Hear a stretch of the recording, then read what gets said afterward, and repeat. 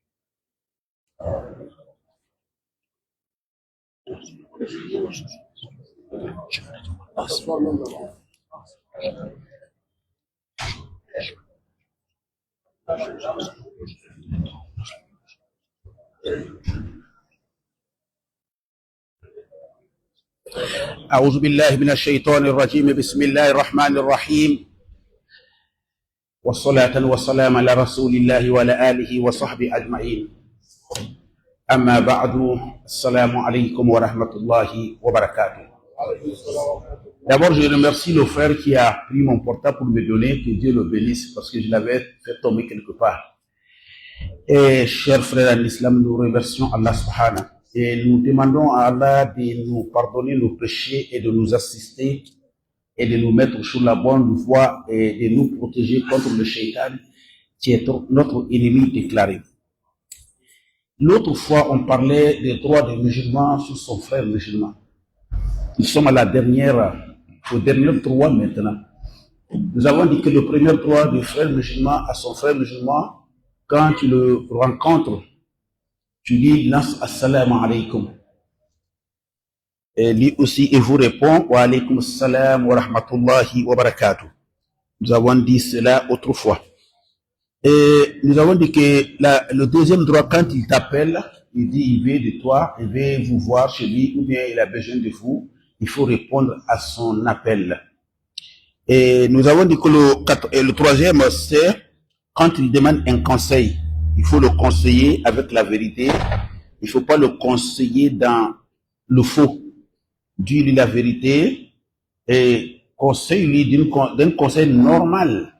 Il ne faut pas cacher, il ne faut pas essayer de jouer. Non. Il t'a demandé un conseil, donne-lui le bon conseil. Il ne faut pas faire un conseil dans l'erreur, parce qu'il y a des conseils dans l'erreur. Il te conseille dans l'erreur, quand tu donnes le dos, il dit, ah, je sais que si je lui dis la vérité, il ne va pas accepter. Ça, c'est pas bien. Bon, quand il éternue, il dit Alhamdulillah, et vous devrez lui dire Yarhamukallah, et lui aussi, il vous dit le dernier des droits, c'est le droit de la mort. Quand il meurt, vous devrez l'accompagner au cimetière, faire son janaza. Et cette mort qui attend tout un chacun d'entre nous, personne ne va l'échapper, bien entendu. Il a été dit dans le Coran 145 fois. La vie aussi est écrite dans le Coran 145 fois. Le mot dunya dans le Coran, ça fait 15 fois. Le mot al-akhira aussi, ça fait 15 fois. Tout est égal. C'est ça le miracle du Coran. Le mot dunya a été dit 115 fois. Le mot al-akhira aussi a été dit 115 fois. La vie a été dit 145 fois. La mort aussi a été dit 145 fois. Personne ne l'échappera. Personne. Ça, c'est évident. Tout le monde attend ce jour. Et c'est le jour le plus terrible. Parce que le Coran dit « Wattaqu yawman turja'una fihi ila Allah » après la révélation des 23 ans au prophète Mohammed, le Coran termine par ce verset que ayez peur d'un seul jour, le jour où vous allez retourner vers Allah subhanahu wa ta'ala. C'est le jour quand on quitte la vie d'ici-bas et quand le contact va couper entre nous et le monde d'ici-bas. C'est ce jour-là qui est le jour le plus terrible, mais que Dieu rend ce jour-là le plus beau de nos jours. Parce que quand le musulman qui est mort sur une bonne fin, et le jour de sa mort, c'est sa fête pour lui. Vous pleurez, mais lui, il est en fête. Parce que ce qu'il voit avant que son âme ne quitte le corps, ça lui donne la fête. Et Dieu fasse que nos morts soient comme ça. Et que Dunya que nous allons quitter ne soit pas notre dernière pensée et notre dernier objectif. Tout le monde va appeler un jour à partir, parce que le Coran a dit Kullu nafsin za'iqatul maut. Quand il a dit, Allah a dit que toute âme goûtera à la mort, les anges ne se sont pas vus dedans. Et quand il a dit Kullu man alayha fanun, il dit tous ceux qui sont sur la terre vont disparaître un jour. Les anges ne se sont pas vus dedans parce que eux, ils ne sont pas sur la terre, ils viennent en mission. Mais lorsqu'il a dit Kullu shay'in halikun illa wajha, lorsqu'il a dit que toute chose va périr sauf lui seul, les anges aussi se sont vus dans ça. L'éternel, c'est Allah subhanahu wa ta'ala. Tout le monde quittera ce monde comme il n'a jamais passé un seul jour sur cette terre. C'est pourquoi l'être humain doit connaître sa dimension. Il ne faut pas te donner une grande dimension. Non, tu n'es qu'un être humain. Tu n'es rien d'autre qu'un être humain. Tu n'as rien créé ici. Même le papa Adama n'a rien créé. Tu as trouvé tout ici. Tu viens ici avec les mains vides et tu vas repartir avec les mains vides. Les galons, les grades, les habits, les couronnes, tu laisses tout ici, tu passes. Tu vas comme tu es venu. Vous allez venir vers moi, Allah. Mais lui, vous n'avez rien seul, comme je vous ai écrit après la première fois. Donc la mort, c'est inévitable. Il ne faut même pas penser à l'éviter, tu ne peux pas. Et ça n'a rien à voir avec la maladie. Non, ça n'a rien à voir avec la maladie. Allah nous a donné la possibilité de toutes choses, sauf 4 choses. Nous n'avons pas cette possibilité. L'être humain n'a pas cette possibilité. La première des choses, al-arzaq, la substance, la chance, ce que tu dois avoir dans ta vie. Personne n'a la capacité de ça. Personne ne peut bloquer. Personne ne peut empêcher. Personne ne peut faire quoi que ce soit. C'est pourquoi quand il y a eu l'incendie à Abidjan et qui a ravassé le marché, alors le vendredi prochain, moi je parlais aux musulmans. Je dis, ne pleure pas. Ce ne sont pas les arzaks qui ont été incendiés. Non. C'est l'argent qui a été incendié. C'est les marchandises qui ont été incendiées. Mais l'arzak n'est pas incendié. Ça, personne ne connaît où se trouve l'arzak.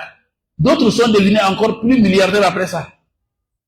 Même si on te chasse ici, avec les mains vides, on dit, va quelque part, va dans ton pays, ou va ailleurs. Pourtant, tu avais des biens ici. Même si tu quittes ici avec les mains vides, on ne peut pas t'arracher à l'arrisque. Ce que Dieu a écrit sur toi, on ne peut pas. Tu vas aller, tu vas gagner là-bas.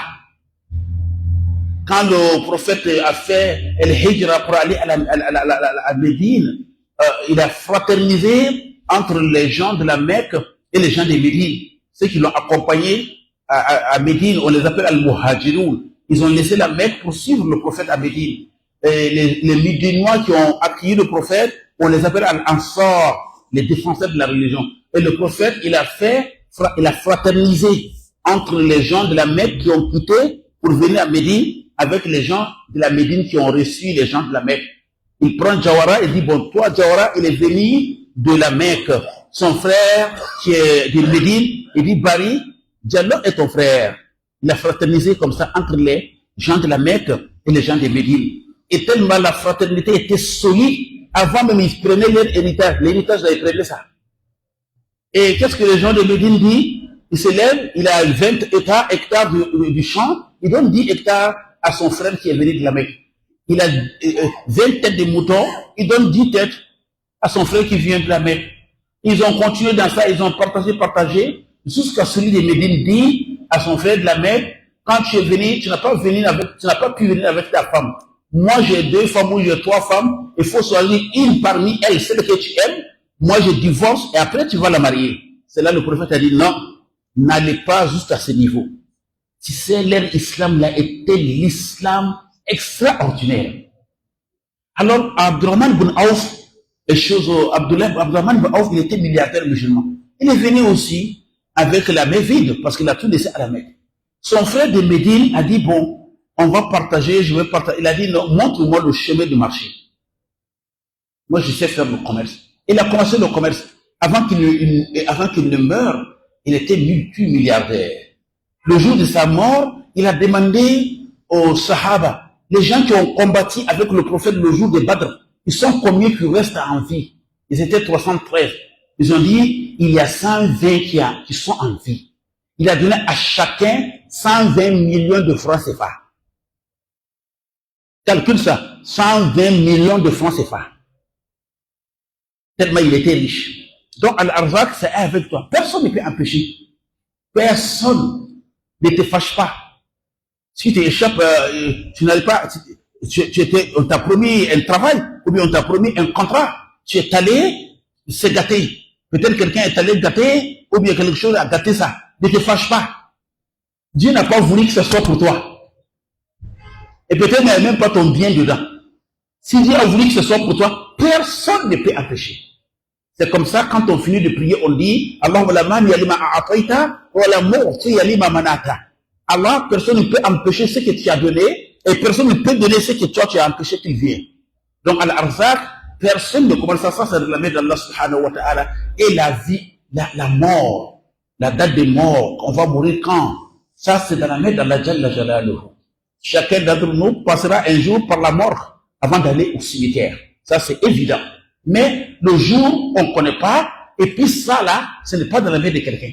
C'est pas l'âge qui fait, c'est pas la maladie qui fait. Rien. C'est le jour seulement. 2 ans passés, un Égyptien a piqué un crise cardiaque. Ils ont appelé l'ambulance. L'ambulance est venue.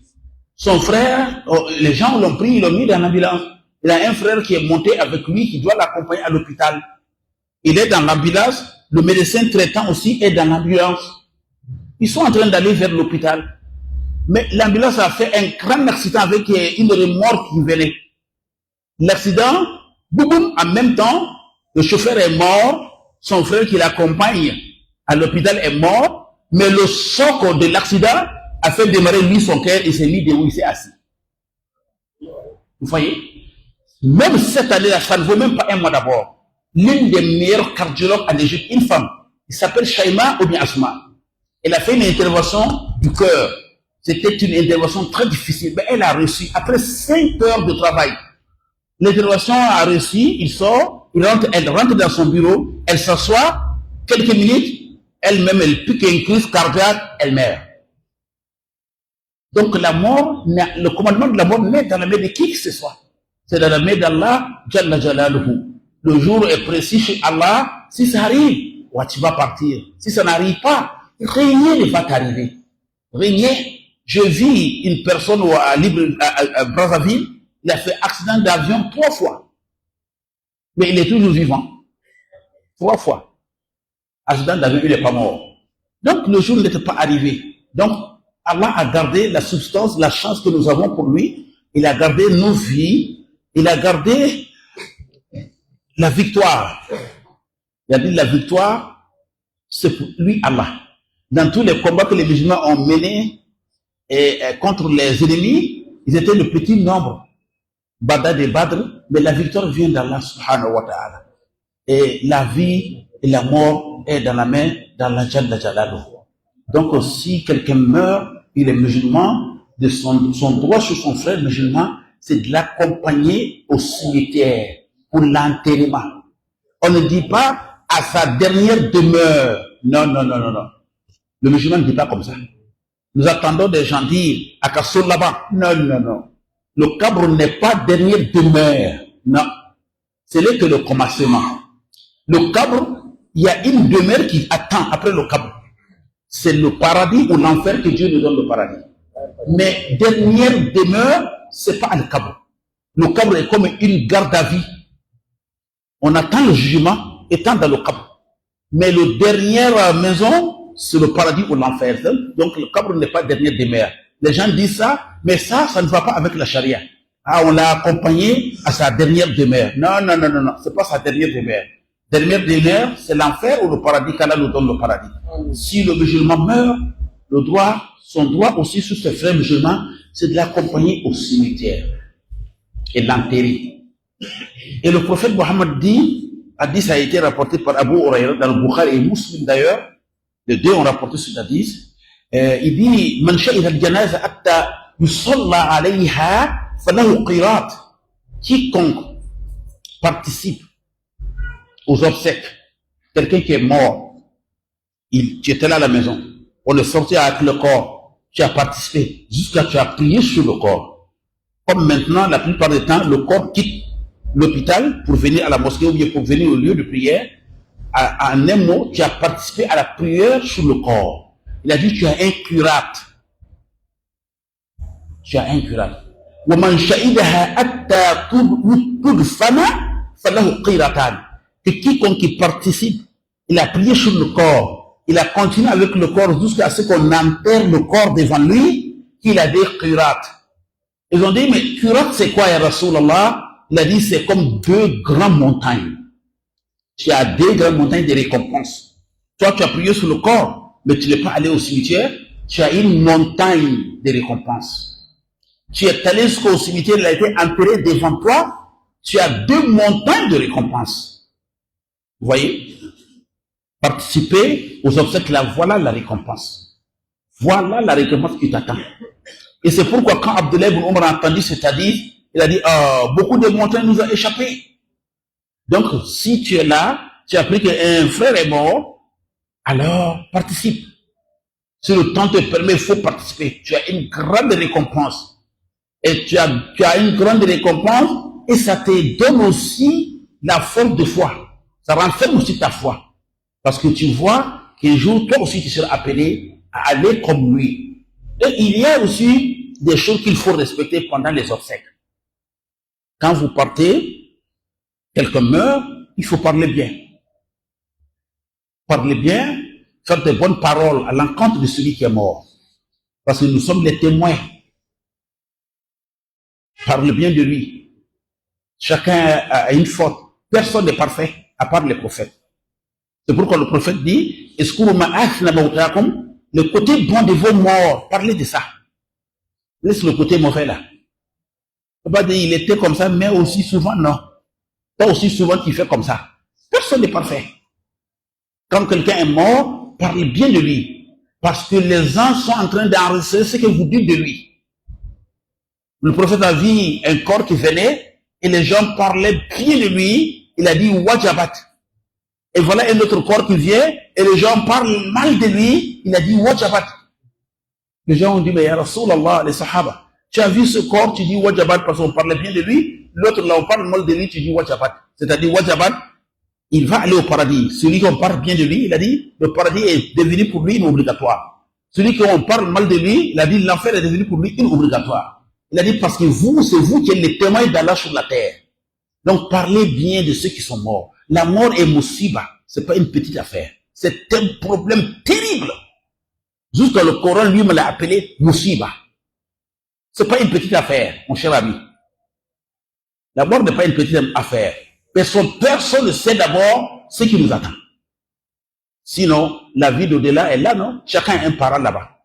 Je dois aller maintenant en Guinée, je connais personne, on dit qu'Allah il paraît là-bas, c'est fini, la paix est partie. Je vais au Mali, je connais personne, on dit Jawara est là-bas au Mali, c'est fini. Je sais que Jawara est là-bas, il n'y aura pas de problème. Mais qui est parmi nous ici qui n'a pas un parent dans la vie d'au-delà? On a nos mamans là-bas, on a nos femmes, on a nos frères. Mais pourquoi nous avons peur d'aller? Parce que depuis qu'ils sont partis, nous n'avons pas leurs nouvelles. On ne les voit pas, il n'y a pas contact. Donc, c'est dans le noir, on va dans le noir. Donc, ça fait très peur. Donc la mort parle bien. Quand quelqu'un meurt, il faut parler bien. Il faut parler bien de lui. Et vous qui êtes devant la porte, parlez bien de lui. Parce que les gens écrivent votre témoignage pour lui donner. Comme un rapport. Donc, avant que la mort ne t'arrive, souvent, ça vient brusquement. Mais souvent, ça vient avec une longue maladie. Et souffrir dans la mort n'est pas un signe de mauvais, c'est pas un mauvais signe. Les gens disent, oh, il a beaucoup souffert quand il mourait. Oh, il a trop souffert, hein. Il a fait un mois, il est dans ça, et on savait qu'il allait terminer comme ça parce qu'il était mauvais. Non, c'est pas ça. Le prophète dit que le bon musulman même meurt, le front est avec le sieur au front.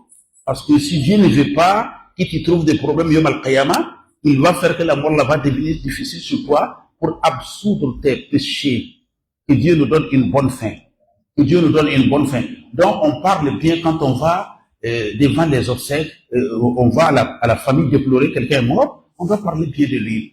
Et on doit respecter certains règlements. Quand on sort avec le corps, la prière c'est normal. Tout musulman, c'est que la prière mortuaire, il n'y a pas recours dedans, il n'y a pas sujoud. Première Allahu Akbar, nous lisons Al-Fatiha. Deuxième Allahu Akbar, nous lisons As-Salat Al-Ibrahimiyya. Troisième Allahu Akbar, nous prions pour le mort. Quatrième Allahu Akbar, nous prions pour nous-mêmes et pour les musulmans. C'est comme ça qu'on doit faire dans Salat Al-Janaza. Et quand on finit de prier sur le corps, maintenant la destination c'est le cimetière. Il est demandé aux musulmans de ne pas parler, d'être calme quand on part au cimetière. Parce que le prophète dit, qu'il y a 3 lieux où on ne doit pas parler. Quand on lit le Coran, il faut se taire. Puisque le Coran, il faut se taire, il ne faut pas parler. C'est pourquoi les cachettes coraniques ou bien les radios qui lisent le Coran dans la voiture, quand ça se lit, il faut se taire. Il ne faut pas causer. Si vous avez dans votre voiture une cassette qui va lire le Coran ou bien un CD qui va lire le Coran, quand il commence à lire, écoutez, ne parlez pas. Au moins, on lit le Coran. Vous aurez la récompense. Ne parlez pas. Et si vous voulez parler, arrêtez la lecture. Et ils ne prennent pas le Coran comme le son des portables. Non. Quand le portable sonne, vous attendez, Soudès est en train de lire, ou bien Jabr est en train de lire, ou bien Matroud est en train de lire. Non. Le Coran ne se prend pas comme son. Parce que vous prenez ça, vous mettez ça dans le portable, souvent même ça va sonner dans la toilette. Tu oublies, tu rentres avec le portable dans la toilette, ça sonne, le Coran se lit dans la toilette. C'est pas bien. Et quand ça se lit, au moment où on t'appelle, quelqu'un t'appelle, ça commence à lire le Coran, c'est Allah qui parle. Tu vas couper. C'est comme tu as dit, Allah, taisez-vous, je vais parler avec quelqu'un. C'est pas bien. C'est un péché. On ne met pas le Coran comme sonnerie. Non. Le Coran est grand pour ça. On ne met pas le Coran comme une sonnerie. On ne met pas le Coran dans la voiture et puis nous, on est en train de causer. Non. On met le Coran pour écouter. Même si on ne comprend pas l'arabe, on écoute, on va avoir la baraka. C'est ce que nous sommes en train d'écouter parce qu'on doit respecter le Coran. Vous voyez, quand on va au cimetière, il est interdit de discuter, de faire de la causerie. Et quand on va au cimetière, alors avant que le corps ne soit descendu sur la terre, on n'a pas le droit de s'asseoir. Et quand on va au cimetière, on n'a qu'à faire tout possible pour ne pas monter sur un ancien tombe. Une ancienne tombe, ou bien un tombeau, il ne faut pas monter là-dessus. Non, c'est pas bien. Sauf ceux qui veulent enterrer, ils ne peuvent pas faire descendre le corps tant qu'ils ne montent pas sur un ancien tombe. Ça c'est une nécessité. Mais monter sur la tombe, non. On ne monte pas sur la tombe. On ne s'assoit pas sur la tombe. Le prophète dit que quelqu'un d'entre vous s'assoit sur une brèche de feu et que le feu brûle son habit jusqu'à sous son corps, c'est mieux pour lui que de monter sur une tombe. Donc quand on va au cimetière, faites attention. Éteignez les portables au cimetière. Ne faites pas des affaires au cimetière. Non. On voit la plupart des musulmans, ils sont en train d'enterrer leurs frères, le portable sonne, ils décrochent, ils partent en basse voix, assalamu alaikum, bon, je suis au cimetière, donc dès qu'on finit l'enterrement seulement, arriver à la boutique, ou bien arriver à la maison, ou bien arriver au bureau, je vais t'appeler, donc nous sommes au cimetière, on est en train de faire l'enterrement d'un ami qui vient de mourir. C'est pas ça, c'est pas digne des musulmans, on parle pas. Jusqu'à ce que l'enterrement finisse, on parle pas. C'est pourquoi, quand Abdullah ibn Omar était dans un obsèque, il partait au cimetière avec un corps qui est mort. Il y a un monsieur qui était au milieu de la foule, il a eu peur, il a commencé à prier, il a dit, Allahumma ghfirli, Allahumma ghfirli. Allah, pardonne-moi, Allah, pardonne-moi. Abdullah ibn Omar, le fils de Sayyidina Omar ibn Khattab, qui était un grand savant, il a dit, Ya hadha la ghafarallahu lak, que Dieu ne te pardonne pas, parce qu'ici n'est pas un lieu de dua. Ici, c'est un lieu de leçons. tu penses que toi aussi, moi aussi, ils vont me prendre ça comme ça. Comme je viens de dire au départ, il dit chacun d'entre nous, quelque part, va dormir dans une mort. Il n'y a même pas midi 14. À moins si tu ne meurs pas en ville. Si tu meurs dans la ville, ils vont te garder dans la mort. Chacun est appelé un jour à aller dormir là-bas avec des gens que tu ne connais même pas. Alors le côté difficile. Et c'est ce que j'ai dit autrefois, que Dieu nous pardonne. Et autrefois, il y a un savant syrien qui a un site là. Il parle des miracles d'Allah. On l'appelle Kahil. Il a fait sortir quelque chose il y a un mois de cela. Malheureusement, je n'ai pas pu piquer. Dans la mort, il y a un corps qui s'est mis debout. Il a marché quelque part, il a marché, revenir encore se coucher. Ils sont en train d'étudier comment il a pu se lever. Puisqu'il est déjà mort. C'est déjà clair qu'il est mort. Est-ce que c'est la glace là qui a fait qu'il s'est levé? On ne sait pas. Il s'est levé. Moi, j'ai vu les vidéos, mais je n'ai pas pu piquer. Il a marché quelque part, il est allé comme ça, et puis il est revenu se coucher. Donc, cette affaire de mort, personne ne connaît dedans. Si ce n'est pas Allah Jalal. Et tout ça se passe dans une fraction de seconde. Tout est dans une fraction de seconde. Tu vois un ange qui va venir te dire, Assalamu alaikum. Moi, c'est moi qui étais chargé de ta nourriture. Il n'y a pas une nourriture sur cette terre que tu vas manger. C'est fini pour toi. C'est fini. Il y a un autre ange qui dit, ah, c'est moi qui étais chargé de l'eau que tu bois. Il n'y a plus de l'eau. C'est fini. Un autre ange dit, bon, c'est moi qui étais chargé de digérer tes parts. Mais je ne vois pas une place où tu vas mettre ton pain. C'est pourquoi quand quelqu'un meurt, vous trouvez souvent, vous trouvez que le reste de nourriture est dans sa gorge. Si les anges ont parlé de ça, c'est fini. Même si vous donnez nourriture, ça ne descend pas. Donc, c'est comme ça. Et c'est ça qui attend chacun d'entre nous. Mais le bon musulman qui a respecté Allah subhanahu wa ta'ala, Dieu va lui donner le courage. Hein? Et il va avoir des choses qui lui-même est pressé d'aller. Il va lire même le Coran, d'autres même parlent des bonnes choses, d'autres même voient. Dieu donne la parole à certaines personnes, en train de voir ce qui se passe. Vous voyez? Donc, quand on arrive au cimetière, il faut qu'on respecte cela. Et il y a aussi quelque chose que le musulman doit remarquer. Toute chose que le feu a touché, le mort ne veut pas de ça. C'est pourquoi le ciment est carreau là. L'islam interdit ça, parce que le feu a touché. Et le prophète a été enterré avec 11 briques de terre. Mettre le ciment dans le cadre, non. Parce que le ciment a été brûlé. Mais le carreau, non. La terre simple. L'homme est venu de la terre, il repart dans la terre. Et c'est ça qui est bien. Mais ne faites pas, il faut cimenter, il faut mettre des carreaux, il faut mettre des choses sur d'autres dépensent même des millions pour faire le tombeau. Ça ne sert à rien. Le tombeau se fait par les bonnes adorations, bonnes œuvres. Tu as bien fait dans la vie, tu as été bien avec les gens, tu as été bien avec tes frères, tu as fait du bien. C'est ça là qui va rendre ta tombe une bonne tombe. C'est pas les carreaux. C'est pas du tout les carreaux. Donc, quand on arrive au cimetière, c'est ça qu'on fait. Quand on finit d'enterrer, normalement, on s'arrête. On s'arrête pour faire les doigts. Et il n'y a pas une doigt précise. Tout le monde fait le doigt qu'il peut faire. Tout le monde fait un doigt qu'il peut faire pour le mort. Donc, comme ça, quand le prophète finit d'enterrer, il dit, si priez pour votre frère et demandez à Allah qu'Allah lui donne le courage et la tranquillité pour qu'il puisse répondre, parce que maintenant on est en train de lui poser la question. Donc chacun prie pour lui. C'est un lieu de recueillement, c'est un lieu de leçon. C'est pas un lieu de bavardage. C'est pas un lieu où il faut prendre téléphone, ou bien il faut donner des rendez-vous, ou bien il faut parler à son corps. Non. C'est un lieu, il vaut mieux d'éteindre le téléphone pour le respect du mort, parce qu'on doit respecter le mort.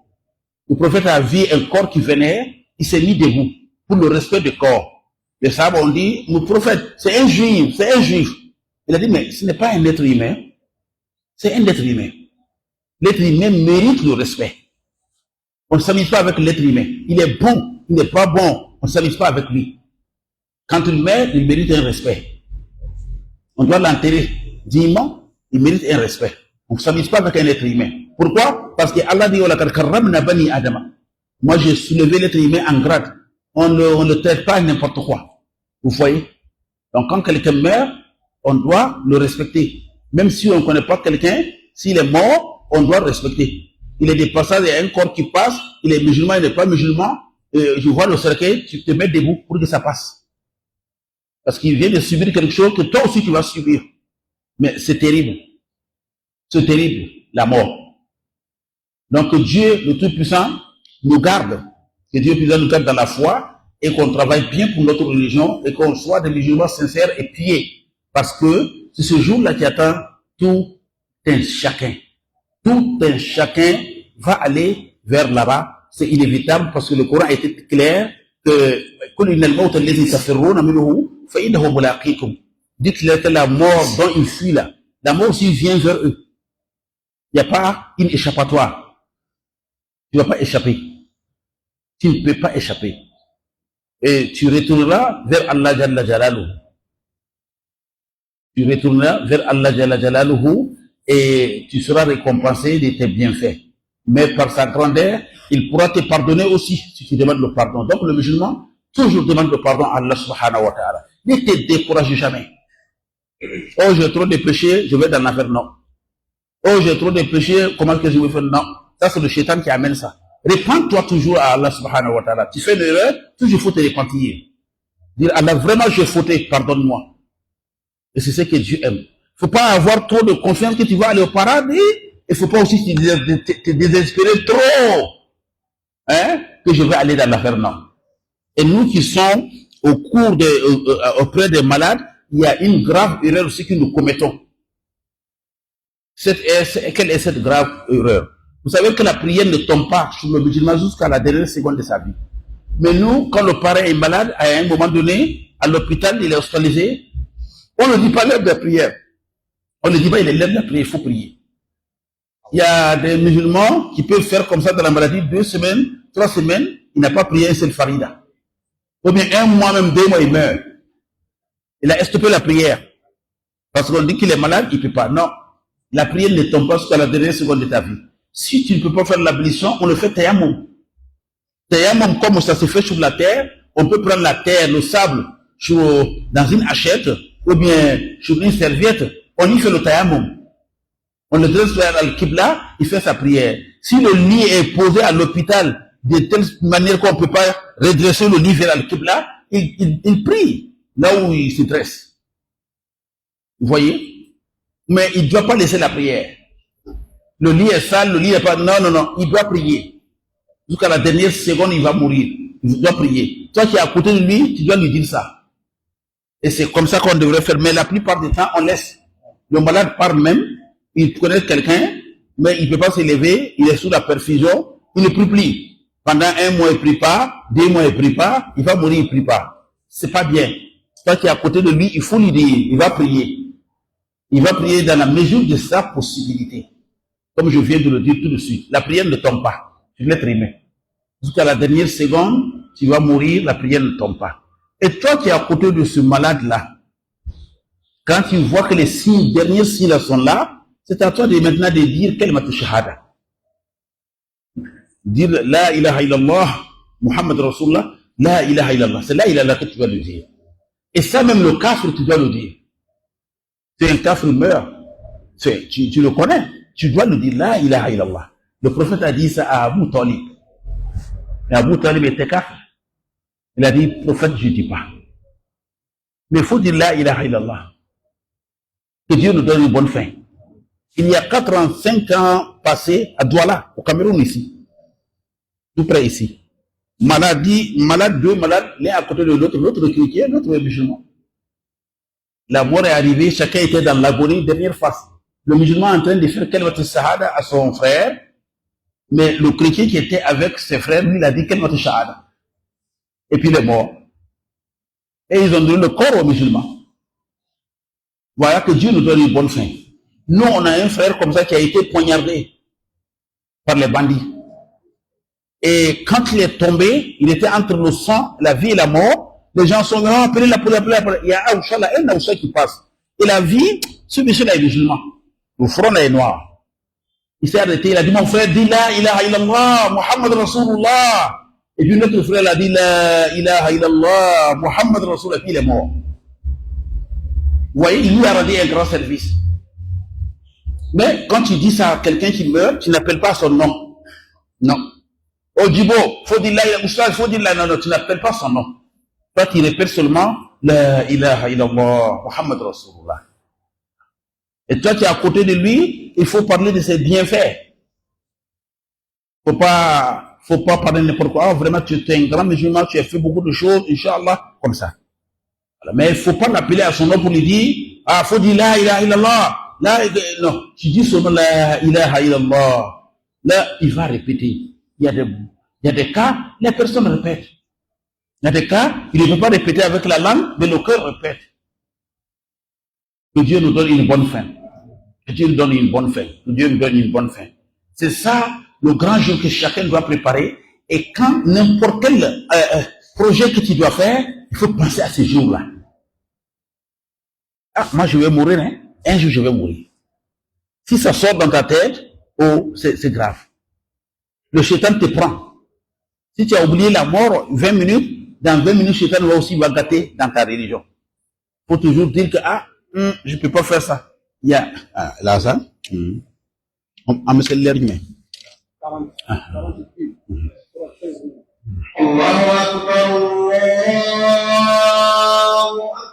Menajik sel kita.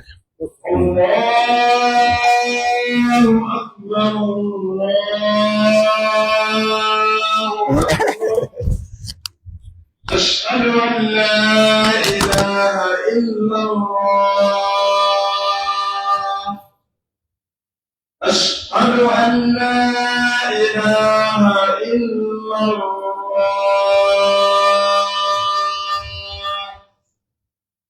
أشهد أن محمدا رسول الله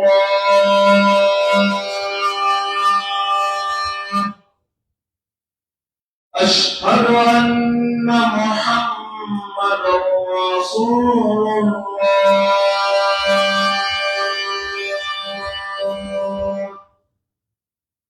حي على الصلاة حي على الصلاة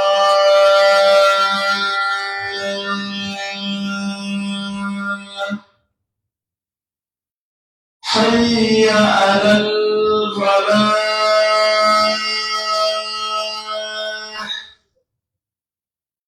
حي على الفلاح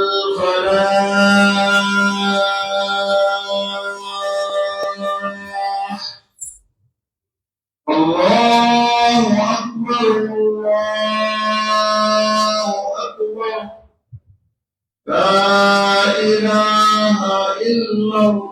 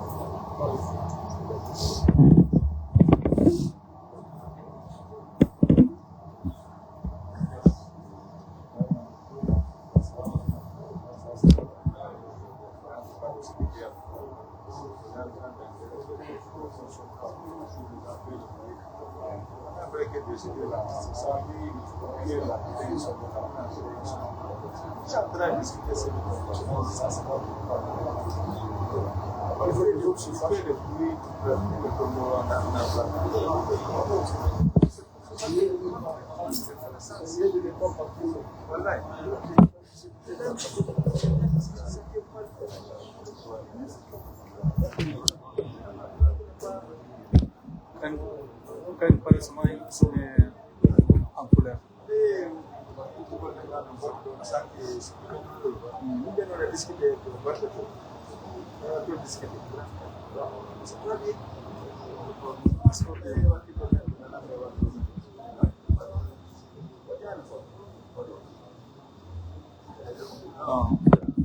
Iya, nanti pada segmen pada kau empal saya akan kerja kurs.